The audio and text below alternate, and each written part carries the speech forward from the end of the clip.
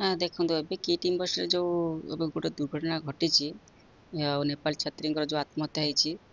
नहीं बहुत किसी निंदनीय कटु कथा सोशल मीडिया चली कि टीवी चैनल व्यक्तिगत स्वार्थ रखी बदनाम कर डॉक्टर अच्युत सर को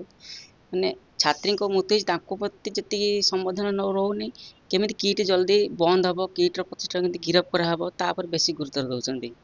तो जाना कथा आज किट जो सारा ओडिशा रे हो बा भारत वर्ष रे अनेक शिक्षाविद बाहरी सहित क्रीड़ाविद बाहरी जब देखा ओडिशा राज्य में पाखापाखि 16 जन ओलंपियन जदि या किट अनुष्ठान या किट गोटे एमती एक अनुष्ठान जोटा कि क्रीड़ा भित्तिर भित्तिभूमि अनेक प्रचेषा जदि अम्य मल्लिक कथा देखा साबरी नंद मु जगन मुर्मू शिवपाल सिंह सी भवानी देवी अनेक भल क्रीड़ाविद अच्छे जो मैंने कि अनेक आंतरिक स्तर ना कर सबल होती किट अनुष्ठान किंतु ए परिप्रेक्षी में सहयोग न करी गणमाध्यम बदनाम कर तो यहाँ लोक पाखे अनेक खराब सन्देश जाऊँगी किंतु मु जानी कारण मु मिसी अलरेडी डॉक्टर अच्युत सामल जानी जेहेतु मुझे गडफादर हिसाब से देखे कारण सी जो मतलब सहयोग न करते आज मुझे गोटे ओलंपियन हो पार न कारण मुझे गरीब परिस्थिति आसी जो स्ट्रगल कर निंदा अपमान सही एत सब संघर्ष कलापर मुझे देश विदेश ना कर तो यहपरी मुहूर्त में सब डॉक्टर अच्युत सामल पाखे अच्छी सब सपोर्ट करी सब भगवान पाखे प्रार्थना करी जहाँ भी सिचुएसन खराब अच्छी निश्चित भाव सुदृढ़ हम भल हम और लोक मन जो चिंता खराब चिंताधारा बदल